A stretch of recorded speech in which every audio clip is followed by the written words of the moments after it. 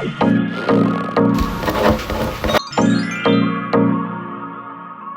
guys, welcome to my channel or welcome back to my channel. Thank you so much for clicking on today's video. Today we're going to do a bit of a mass roundup because I've not been on YouTube for the last couple of months, so I thought why don't we go through the books that I've read over the last couple of months while I've been away and bits and pieces. Now I felt really slumpy, however this is the pile of books I've got in front of me that I own physically, and there's more that I listen to either on audiobook or I've got on my Kindle, so I feel like I've actually done really well, but it's just I've had key times within the last which I have struggled. So let's go into a few stats. So within the month of July we read 12 books with a total of 4,465 pages, which gave us an average page count of 144 pages per day, which is slightly on the lower side than normal. The average page count per book was 372, and again our most read genre was romance, and we hauled 2 books. Then in August we read 10 books, which is one of the lower numbers that I've read this year. I feel like coming from May where I read 20 books to now coming down to 10 felt like I was slumping massively, but actually in reflection that's still a massively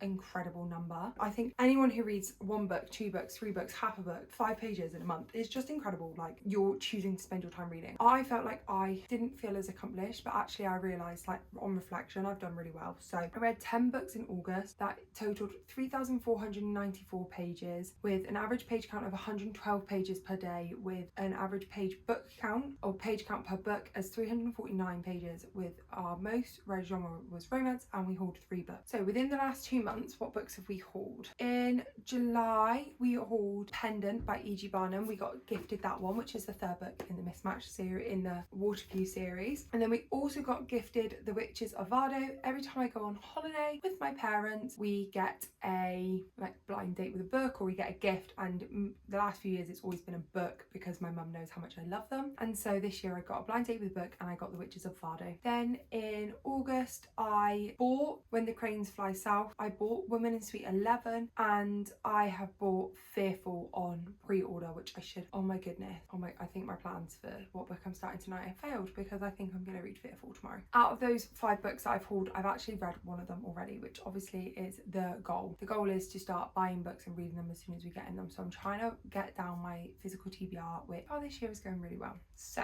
let's get into the actual books themselves. So we started off July reading One of Us Is Next, which is the 2nd book in the One of Us Is Lying, and I actually listened to this one on audiobook. I rated this one 4 stars. I thought this one was better than the first book. Felt like there was more suspense and the book gave a lot more to us as readers, so I really enjoyed that and I would recommend. I'm intrigued to go into book 3 and finish off the series. I'm not sure how I'm going to feel about it, and I do feel like YA mystery probably just isn't my genre, and that's absolutely fine, and I've given this series a go, and obviously the Good Girl's Guide to Murder series as well. I really enjoyed the 1st book and I haven't really enjoyed the 2nd book, and then you'll see about the 3rd book soon.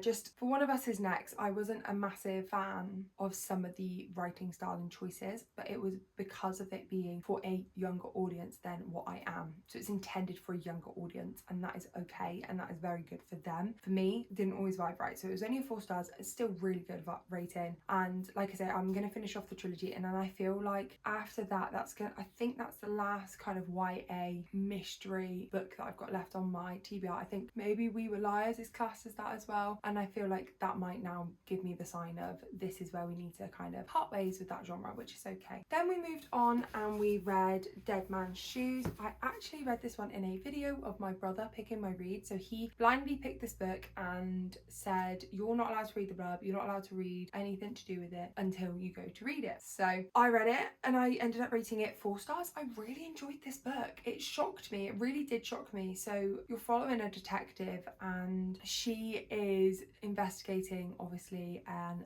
unaliving. However, people and cases seem to start linking. The people that are getting hurt or going missing are becoming closer and closer to the case, but there was different cases connected, and I really enjoyed this. For my full thoughts, go and watch the vlog dedicated to this book, but I thought it was really good, and it surprised me and my brother because he just picked it because of the name and the white band on the front, and he thought that's hilarious and I'm gonna get my sister to read that, and actually it was really, really good. We then moved on to I Heart Vegas, which is the 4th book in the series. Yeah, the 4th book in the I Heart series by Lindsay Kelp. You continue to follow Angela, and in this book, you'll never guess what, we are in Vegas. So you're seeing kind of how she follows like the world of Vegas, but her and her partner are both in Vegas at the same time, however with separate, one's there for a bachelorette and she's there for a separate reason. So they weren't there together, but they obviously do see each other within the story, and wires get crossed, conversations get had that probably shouldn't have been had in a intoxicated state. And yeah, I really enjoyed this one. I gave this one a 4 stars. I think this one's been my favourite in this far. I'm really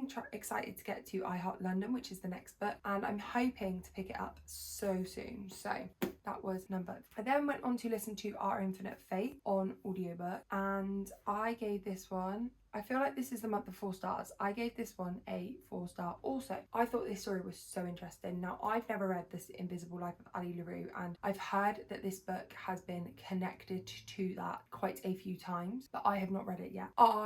If it is connected to this, I would be so eager to pick it up. I really enjoyed the plotline. So in Our Infinite Fate, you are following our female main character and our male main character, and our female main character gets unalived by our male main character in every lifetime that she lives just before her 18th birthday. She can't remember why he does it, but she knows it's coming, and kind of as she grows up in each of the lifetimes, she starts to remember bits and pieces, and she knows that he's going to come and get her. But obviously it's a romantasy, so there's elements of love, and there's a reason why he's doing this and why he can't like save them as such. So that was really interesting, and I quite liked the way that they resolve problem towards the end. It just didn't give me that 5-star feeling, and if you read and you understand ratings, like 5-star is just a feeling, and this book just didn't give it to me. And yeah, it was 4 stars though, and I did really, really enjoy it. The next book we read was The Bride Test, and again, I listened to this one mostly on audiobook, but I did read some of it physically as well. This one was another 4 star.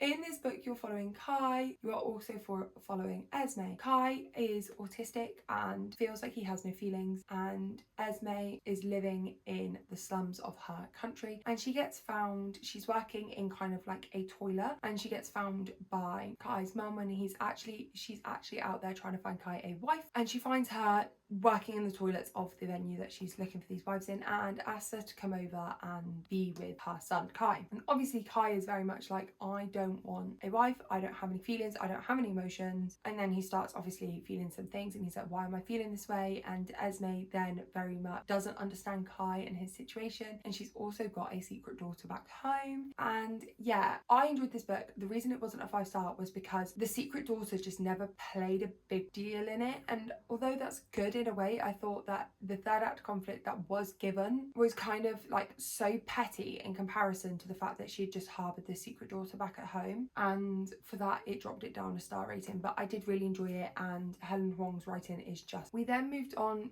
to The Strawberry Patch Pancake House. I was actually away, so this is around the weekend that I went down to Brighton, and then I went to Goodwood Festival of Speed, and so I listened to a lot of audiobooks. So we listened to The Strawberry Patch Pancake House, and also I drove down to the airport to go on holiday, and I gave 4 stars. I thought it was a really good, easy read, quick, easy read. I think I listened to this one as I was driving down to the airport, and it was nothing special. These books are never anything special, but I just enjoy the romances. I enjoy the spice included in them. I can't tell you much more than that because I don't remember the exact plot line. However, I do know that I did really, really enjoy this, and I would recommend this series if you want a very easy, cheesy, spicy read, because they are nothing special. I wouldn't say that they're the best books ever written. They're not any literary fiction, like a little literary masterpieces. However, they are really, really interesting. Then we were on holiday, and you guys will see more of my full in my random pages vlog that's coming up soon. But I read After You by Jojo Moyes. I gave this one 4 stars. This one is a continuation of the Me Before You series, and it's the direct continuation after the ending that happens in Me Before You. So I cannot say what this one is about because it's supposed to end in a Me Before You. However, I do feel like this book is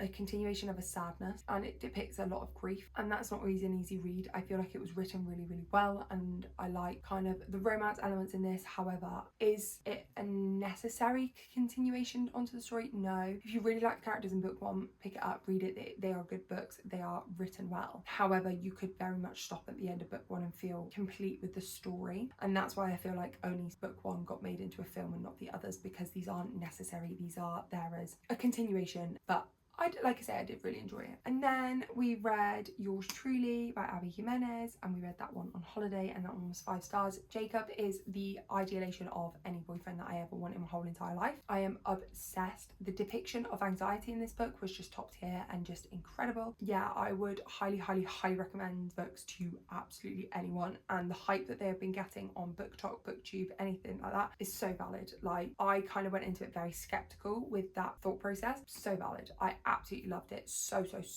much. We then moved on to Maidens of the Cave. We went from the high of Yours Truly down to Maidens of the Cave, and I feel like it just dragged on a little bit. The chapters were quite long, and the plot line just didn't really give a lot. We were focusing a lot on the mole within the agency that the main character worked for, and then nothing really came of that. And we were focusing on the fact that she didn't follow the her leader's kind of request, and then nothing really came of that. And then we're following this storyline of obviously like serial unalivers, and that was quite like guessable, and there was different, it was good, but I won't be reading any more of that work further. They're just not for me, I don't feel. And I feel like a few people have also said that on Goodreads, that it just felt like a lot on the page in the book, and it wasn't ever really finished or tied up. I think he could have done so much more with taking out a few of the plot. I feel like you either focus on the thriller that's happened, or the elements of her workplace have to take a play in the storyline. That didn't really impact the storyline. That was just an additional. Didn't really make sense. Partly that could be due to the fact that I read the book one of this duology years ago, and I cannot remember, or not years ago, last year or 2 years ago, but I cannot remember what happens in that book. I read it because it blew up on TikTok, and it was the book that the older gentleman was writing, and the daughter was saying that he's taken years to write this, and she, like, please go and read it, and it made me cry, and I bought the book, and I did really enjoy the book. However, I found out there was a sequel. I've read it, and I don't really remember what happened in book one well enough to see, because a lot of the time with thriller series, the plot lines don't necessarily link because you find out the conclusion or the solution. However, the characters link, and there's a character story behind it, and I left that too long, I feel, to fully appreciate and understand that. Then I moved on to Double Cross, the audiobook. I gave that one 3 stars. That's a continuation of the Noughts and Crosses series. I say it all the time with this series, they're nothing groundbreaking in my opinion. I'm not like massively connected to the book, to the story, to the characters, but it's a very impactful story, and it's a story I feel most people need to read.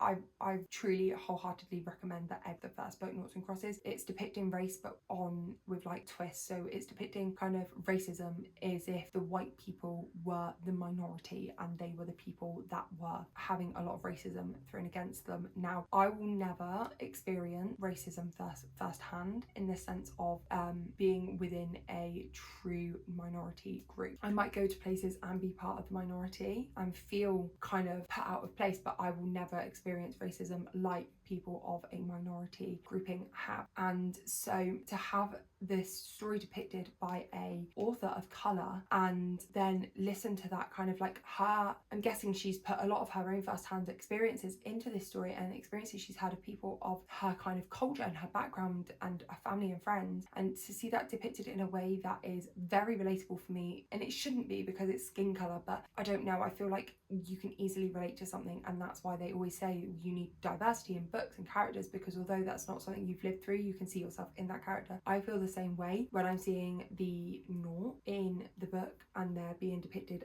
as like a minority and treated horrifically. I see myself more in that, and so I'm finding that story is really impactful to allow me to feel more empathy towards people that go through racism, because like I said, it's never going to be a first-hand experience for me, but that doesn't mean that I shouldn't try and understand some of the challenges that could depict. And so yeah, I've really enjoyed the series so far. I wouldn't say it's the most amazing series ever written, but it has been very impactful and it's got me thinking.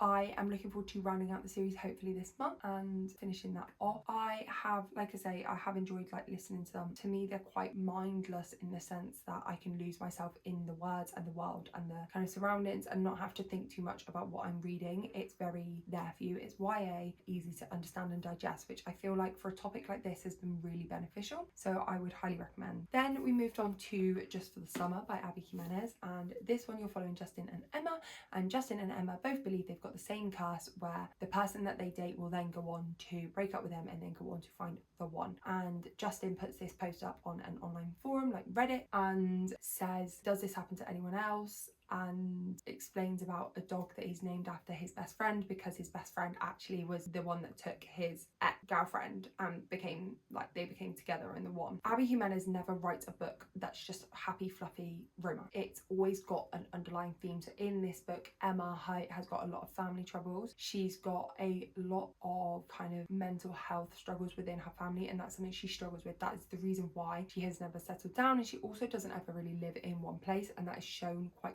clearly in this book. And I did really enjoy that. I liked the conclusion. I liked how this linked to the other books as well, and the links that it all created, and I thought that that was really genius of Abby Jimenez. I think that this was a really good ending to the trilogy. I do feel like if she had written another one in this world, you'd be kind of dragging it out a little bit. I liked the happy ending at the end. I liked that all the characters that we saw throughout the trilogy were happy and kind of finalized, and yeah, I really enjoyed this trilogy, and I'm looking forward to getting to more of Abby Jimenez's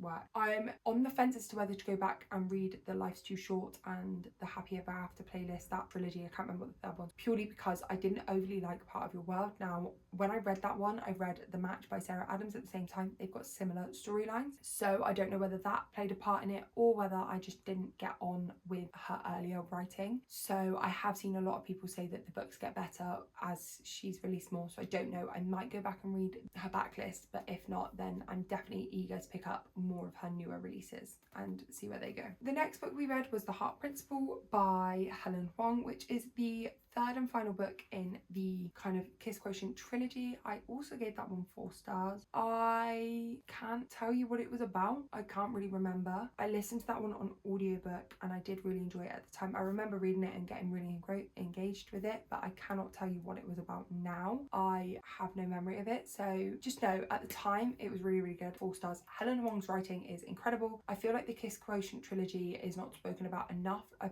lot of people speak about the Kiss Quotient, but they don't carry on the series, and I do firmly stand by the fact that you should carry on the series. I then moved on to read Empowered, which is book 1 of the Waterview series. Now, I started that book on holiday and Softy NF'd it. I was like, I can't read this. He is so grumpy and he's rude. And I was just like, there is no way you are getting me to read this book. Like, I don't know why.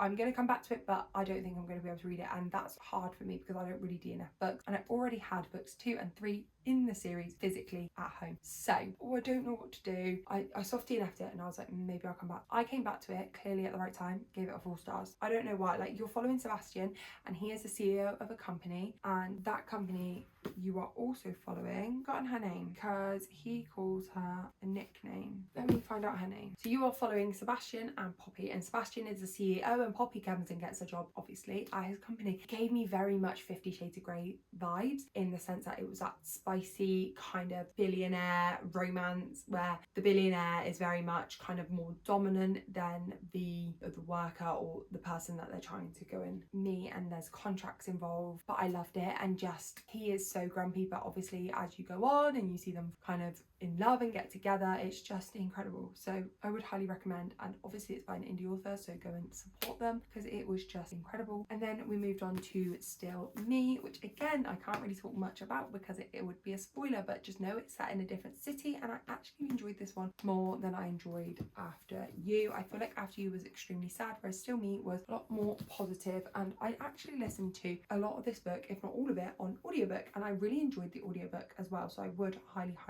highly recommend that. We then moved on to Love from Paris. I gave this book a 3 stars. I feel like for what it was good. Was it needed? No.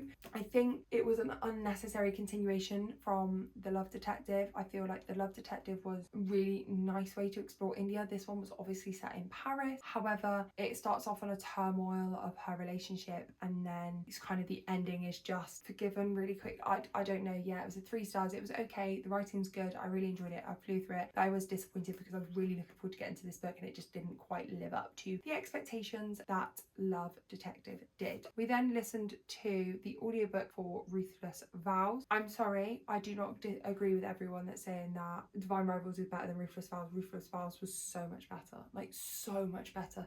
There was just more plot. There was actually more plot, and I actually enjoyed them kind of being apart and the memory loss elements, and then trying to like find their way, and obviously one of them knowing more than the other. And I really enjoyed it. I like the war elements. I like kind of the plot lines, and I did really enjoy that. So if you guys know of any fantasies that are like Ruthless Vows, please comment them down below, because I feel like I like a very select few fantasies. I really obviously love Powerless series. I really liked Ruthless Vows. I loved Caravel, and I need to continue on that series, and then I'm hoping to carry on with Once Upon a Broken Heart. And then I also really like the Sarah Hoger one, the Witches one. Old Flames and New Fortunes, I really enjoyed that as well, because that was more of a romance. Now, I'm well aware I like more romantasy than I do like fantasy, but I loved them. So if you've got any recommendations, please comment them down below, because I feel like I need to read more of my fantasy like genre and kind of spread my wings a little bit. Now, please don't comment Throne of Glass, because my best friend in real life, who knows me so well and knows my reading taste, has already told me that Throne of Glass will be too much for me. I read ACTA, I thought it was okay. I'm not really on the hype. I really liked A Court of Silver Flames. That was definitely my favourite in the series. I'm intrigued to maybe go back and reread them again, because I feel like I'll probably enjoy them now a bit more than what I did. But yeah, no, I'm not really on that train. So Throne of Glass is like a no, I think, for now. Okay, moving on. Next we read What Does It Feel Like by Sophie Kinsella. This is a short novella, and you are following our main character, who has been diagnosed with a really rare, really terminal and incurable brain cancer. And with that, they've had surgery and they cannot remember. They keep losing their memory, short-term memory, long-term memory. They don't remember being like having this tumor and having this brain injury. And so you kind of read it a bit like a fever dream. You are definitely following that main character. You're in first person and you're not sure whether everyone around them is kind of making it up, and she's really sure, and then she gets things and it's really confusing and it's really irritating. But it was a really short kind of novella, and Sophie Kinsella is an incredible writer for releasing this. After I read it, I realised that she based it on her own life, and it's actually the brain tumour that she's got. And just to hear that is just incredible, and she's such a strong person in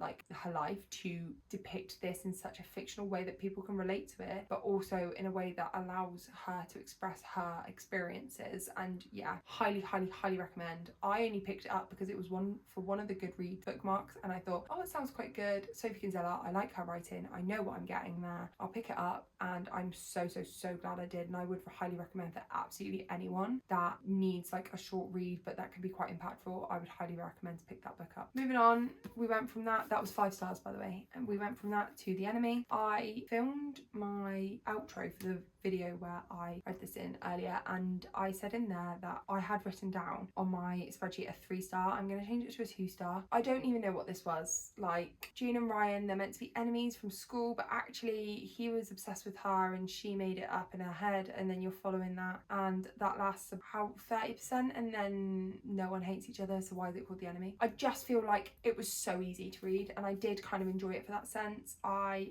listened to it on audiobook. It was an okay book. I kind of just got through it. Like I say, I did enjoy it, and I enjoyed the storyline and the plot lines, and Sarah Adams definitely has a way of writing certain key lines that get you gushing and get you like rooting for the characters. However, kind of on reflection, it wasn't anything like major, and I didn't overly enjoy it. And yeah, I don't know, I just feel like it wasn't anything special, but it was a very easy read, cringy, classic kind kind of rom-com book, so I would recommend for that sense. Okay, the next book we read was Mismatched by E.G. Barnum. So this is book 2 in the Waterview series. So we read Empowered, and that was the one that I was like, oh, I don't know. Going into this one, I knew the main character was going to be a bit grumpy because the other one was, and he was a bit grumpy and he seemed a bit rude and a bit standoffish. And at one point I even wrote on like my Goodreads review update, kind of, if he carries on like this, like what is he doing? And he turned it around and he was actually really, really, really sweet. At points he was definitely still rude and egotistical.